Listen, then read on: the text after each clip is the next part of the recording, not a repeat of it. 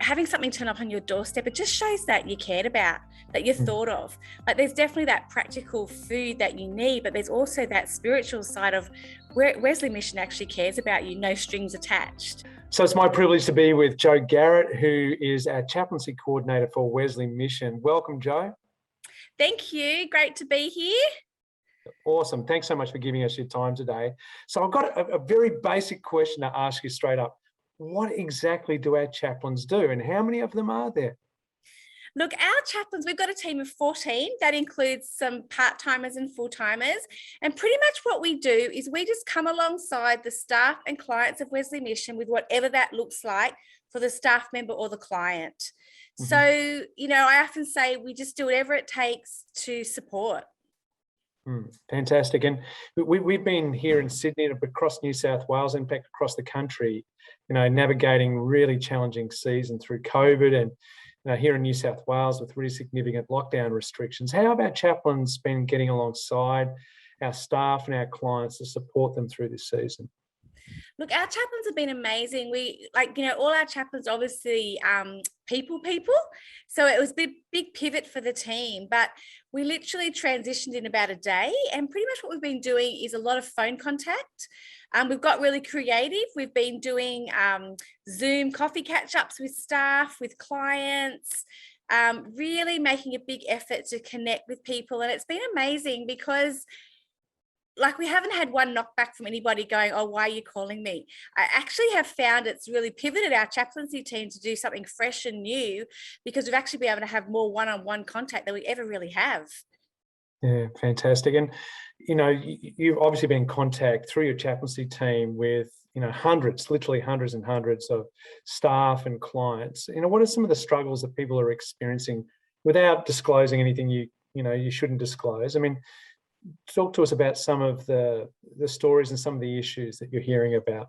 I think some of the major issues is isolation and loneliness. I think, a lot of our staff and clients live on their own. So that hasn't been easy. And I think the whole working from home has sometimes had a bit of an excitement around it till you're actually doing it. And what I'm finding is staff are really missing that corridor conversation, that one-on-one organic type conversation that just happens by being in an office. And other things I've found struggling is a lot of people have struggled with homeschooling and trying to do their job. That's been a struggle for people. I think even client wise, people that maybe 12 months ago that had a job and were providing for their family have suddenly found themselves in a lockdown area, not able to work. And I think even I'm trying to think like the right word, even I guess the level of clients that I'm finding that we're supporting is quite different than what it has been maybe in the past. Not so much just your marginalized, but people that, have had incomes and had all kinds of different things happen have suddenly found themselves in a position that's really vulnerable. And we've had the amazing opportunity. We had one story even the other week where someone contacted Wesley Mission who found themselves COVID positive, and an older couple, and just couldn't get in contact. Their family couldn't come to them. No one could come to them. They actually didn't have any food in their home. So we were actually able to really COVIDly safe go and drop some meals off on the doorstep of this family that, we probably wouldn't have 12 months ago, they wouldn't have even thought to reach out to Wesley Mission. Yeah. So we're seeing people we've never seen before, who've got needs they've never had before. Yeah, definitely. People that, and I even had a conversation with someone quite recently who was like, I can't believe that I'm actually phoning for support. Normally I'm the one donating and helping, but I've actually they found themselves in a position where they just needed that little bit of extra support. Yeah. Jo, as you know, we have this COVID emergency relief appeal. You've seen firsthand. You've just alluded to some support we've been able to provide. People doing it tough. Now, why do you think it's so important that people consider supporting this, and how does it connect with our chaplaincy work? Look, I honestly feel like it's so important to get involved in this program. I know personally for Matt and I, we've had conversation that we're getting involved because you just never know when you're going to be on that receiving end. And I think if we are in a position to help someone, and I'm hearing a lot of people in the community saying, oh gosh, I wish there was something we can do, but we don't know what to do. So to me, this is a really practical way that maybe we're doing okay at the moment, and it gives us an opportunity to come alongside of someone that maybe isn't doing so well in this time, and it may be a little bit of a sacrifice to us, but it's going to make a huge difference. And I think even having something turn up on your doorstep, it just shows that you cared about, that you're thought of.